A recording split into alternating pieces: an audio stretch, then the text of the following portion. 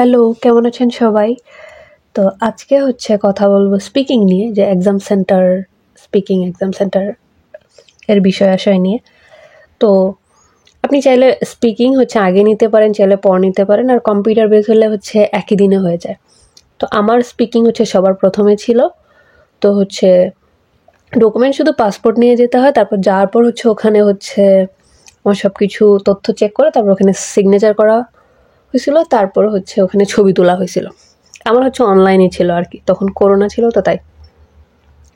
তো আপনার যে কাজটা করা উচিত যে গ্রিটিংস করা আর কি। গ্রিটিংস আপনি ইংরেজিতে করবেন, ওখানে তো সালাম অথবা আদাব দেওয়ার কোনো কিছু নাই। যদি হাই হ্যালো ওই পাশ থেকেও টিচার বলে আর কি হাই হ্যালো, হয়তোবা তার সময়ের ওখানে অনুযায়ী গুড মর্নিং ইত্যাদি বলে। আর যদি সামনাসামনি হয় সেটা তো আপনি বুঝতেছেনই। তো এরকম গ্রিটিংস দেওয়া, আর try to be polite and friendly, not over friendly. হ্যাঁ, তো ওরা চায় যে যেন স্টুডেন্ট যারা পরীক্ষা দিতে আসছে তারা যেন একটু নার্ভাসটা কম থাকে। নার্ভাস থাকাটাই স্বাভাবিক ওখানে, যে একজন সামনে বসে আমাদের কথা বলতে হচ্ছে, যেখানে কমন কোনো কিছু নাই, তারা জিজ্ঞেস করতেছে, আমাদের আরেকটা ভাষায় সেটার উত্তর দিতে হচ্ছে। তো আর যদি বলি যে ড্রেস আপের ব্যাপারে,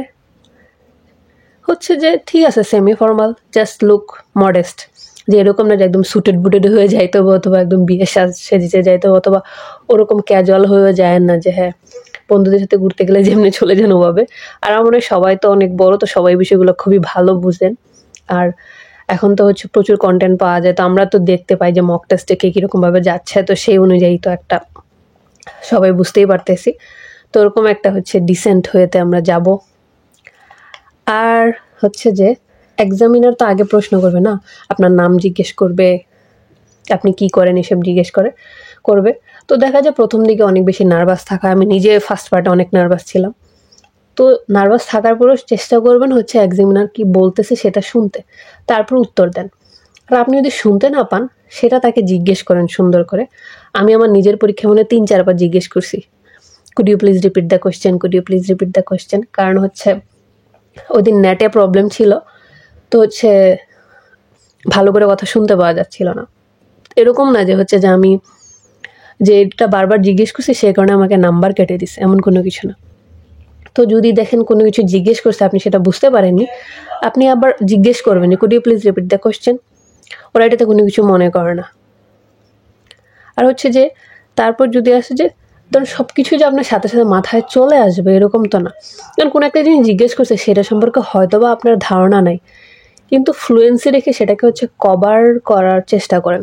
actually I don't have any idea about that, but I think that something, মানে আপনার ফ্লুয়েন্সিটা ঠিক রাখেন, তাহলে ওরা বুঝতে পারে ওকে, যদিও সে জানে না কিন্তু সে উত্তরটা দিয়েছে আর কি। এরকম I don't know, no yes বলে চুপ করে বসে থাকেন না। আপনাকে সেখানে কি বলে কথা বলানোর জন্যই নিয়েই গেছে। আপনি কথা বলার 12-13 মিনিট কথা বলার জন্য এতগুলো টাকা দিয়ে ওখানে গেছেন, ওখানে গিয়ে যদি চুপ করে থাকেন তাহলে তো হইল না। ফ্লুয়েন্সিটা ঠিক রাখা আগে জরুরি, পরে যাই গ্রামার ভোকাবুলারির দিকে পরে। আর যে পরে যদি আসি সেটাকে বলা যায় যে ওন ওপিনিয়ন, যে সেখানে আপনাকে তো জিজ্ঞেস করুন, সবসময় চেষ্টা করুন নিজের ওপিনিয়নটা দিতে। এরকম না যে আপনাকে বিশেষজ্ঞ হতে হবে অথবা অনেক কঠিন কোনো কিছুই করতে হবে। আপনার যেটা স্বাভাবিক মনে হচ্ছে, যে কন্ট্রোভার্সি না ফ্রেন্ডলি কোনো কিছু, সেটাই সুন্দরের উত্তর দেন, যে আপনার কাছে এই জিনিসটা ভালো মনে হচ্ছে। ওখানে ওরা আপনি কোন মতামতটা নিচ্ছেন সেটার জন্য আপনাকে জাজ করতেছেন, ওরা আপনার জাজ করতেছে যে আপনার ল্যাঙ্গুয়েজ স্কিলের উপরে আর কি। সেটা নিয়ে আপনাকে ওরা নাম্বার দিবে। আর এখানে যেহেতু কি বলে কমন বা এরকম কোনো কিছুতে নাই, কারণ পরীক্ষা ধরেন রাইটিংয়ে একটু চিন্তা করার সুযোগ পেলে, রাইটিং রিডিং আমরা চিন্তা করার সুযোগ পাই, লিসেনিংয়ে তো সাথে সাথে লিখে ফেলতে হয়। স্পিকিংয়ে কিন্তু আমরা চিন্তা করার কোনো সুযোগ পাই না ওরকম, শুধু পার্ট 2 বাদে। তো সেটার জন্য যে যত বেশি প্র্যাকটিস করতে পারেন। ইউটিউবে মক টেস্টের অভাব নেই, প্রচুর ভালো ভালো চ্যানেল আছে যারা সব কিছু বিশ্লেষণ করে দিচ্ছে, এবং বই আছে আমাদের। তো যত বেশি প্র্যাকটিস করতে পারেন তত আপনার পরীক্ষার এই 15 মিনিট বললাম, 15 মিনিট তত ভালো যাবে। এখানে আসলে টিপস ট্রিক্সের কোনো কাজই নাই স্পিকিংয়ের ক্ষেত্রে আমার যেটা মনে হয়। আপনি প্র্যাকটিসটাই সবচেয়ে বড় ওষুধ বলি, মেডিসিন যাই বলেন না কেন। তো যে পরীক্ষায় যাওয়ার আগে যত বেশি বেশি প্র্যাকটিস করে যান আর কি, তাহলে হচ্ছে ভালো পারবেন।